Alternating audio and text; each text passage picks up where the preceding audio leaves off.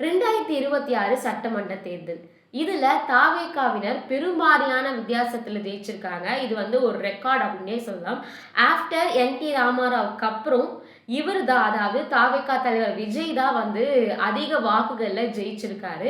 ஆனாலுமே 108 தொகுதிகள் மட்டுமே ஜெயிக்க முடிஞ்ச இவரால இன்னும் 11 சீட்டுகள், அதாவது 118 பெருவாரியான சீட்டுகள் ஜெயிச்சா மட்டும்தான் முதல்வராக முடியும்.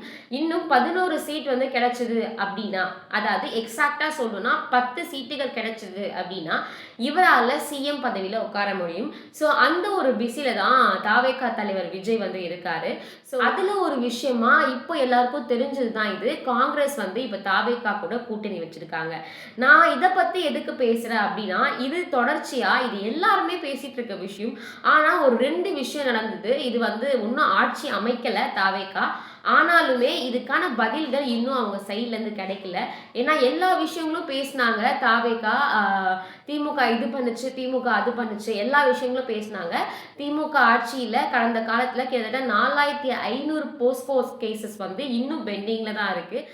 அதுக்கு குரல் கொடுத்தீங்களா அப்படின்னு கேட்டீங்கன்னா உங்களுக்கே நல்லா தெரியும். அண்ட் இப்போ இந்த வீடியோ எதுக்காக மெயினா அப்படின்னு பார்த்தீங்கன்னா 2 விஷயம் நடந்திருக்கு. ஒன்று, ஆர்கே நகர் தொகுதியில 10 வயது சிறுமிய தாவேகாவினர், அதாவது தாவேகா கட்சியை சேர்ந்த ஒரு செயலாளர் அந்த பொண்ணை பாலியல் துன்புறுத்தலுக்கு ஈடுபட்டிருக்காரு. அண்ட் இன்னொரு விஷயம், இது வரைக்கும் நம்ம சோஷியல் மீடியாவில் இருக்கட்டும், நியூஸ்லயா இருக்கட்டும், ஒரு ரவுடி அண்ட் இல்லைன்னா ஒரு டான் தான் ஒரு கேக்கை கத்தியால் வெட்டி பார்த்துருப்போம் சினிமாக்கள்லையோ நேர்லையோ. ஆனால் இப்போ தாவேகாவோட எம்எல்ஏ இவர் என்ன பண்ணியிருக்காரு அப்படின்னு பார்த்தீங்கன்னா, அவர் எம்எல்ஏவா ஜெயிச்ச கொண்டாட்டத்துக்காக கேக் வெட்டி செலிப்ரேட் பண்ணியிருக்காரு. அதில் ஒரு குத்தமும் இல்லை.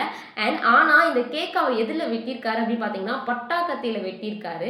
ஸோ இந்த 2 செயலும் இது என்ன பேசுறதுக்கு இருக்குது அப்படின்னு பார்த்தீங்கன்னா, இது வரைக்கும் திமுக ஆட்சி காலத்தில் நடந்த கேசஸ் டிஎம்கே தான் காரணம், டிஎம்கே நிர்வாகிகள் தான் இதை பண்ணாங்க, டிஎம்கே அதுக்காக என்ன பேசுச்சு அப்படின்னு கேட்ட தாவேகாவினர் இப்போ தாவேகாவினர் என்ன பண்ணாங்க?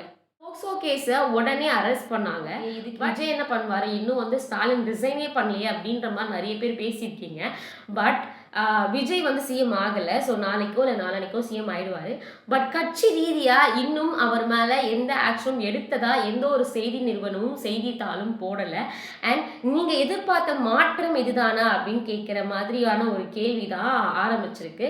அண்ட் உண்மையிலே மாற்றமும் நடந்திருக்கு. என்ன அப்படின்னு பார்த்தீங்கன்னா, இது வரைக்கும் 4500 கேஸ் பெண்டிங்ல இருந்தது. இப்போ உடனே போக்சோ கேஸ்ல அவர் அரெஸ்ட் பண்ணியிருக்காங்க. இது ஒரு மாற்றம். அண்ட் இன்னொன்று பார்த்தீங்க அப்படின்னா, இவ்வளோ நாள் மக்கள் கேள்வி கேட்காம இருந்தாங்க. ஆனால் இப்போ மக்கள் கேள்வி கேட்குறாங்க. ஸோ இது இன்னொரு மாற்றம். அண்ட் முக்கியமான மாற்றம், ஒரு எம்எல்ஏ கத்தியால் ஐ மீன் அருவா கத்தின்னு சொல்லுவாங்கல்ல, ஸோ அந்த மாதிரி கத்தியால் கேக் வெட்டியிருக்காரு. இது இன்னொரு மாற்றம். இந்த மாதிரி நிறைய மாற்றம் இந்த ஆட்சியில் நம்மளால் ஈஸியாக பார்க்க முடியும். எல்லாருமே மாற்றத்துக்காக தான் நான் டிவிகேக்கு ஓட் போட்டேன் நீங்கள் எல்லாருமே சொல்லியிருப்பீங்க. பட் என்ன மாற்றம் அப்படின்றது இந்த 5 வருட கால இவங்க ஆட்சியில் தான் நம்ம இனிமேல் பார்க்க போகிறோம்.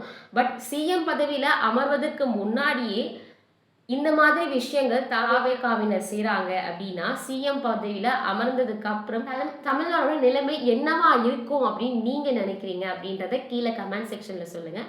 இந்த மாதிரி நிறைய சுவாரஸ்யமான விஷயங்கள் இந்த 5 வருடத்தில் நடக்க காத்துக்கிட்டு இருக்கு.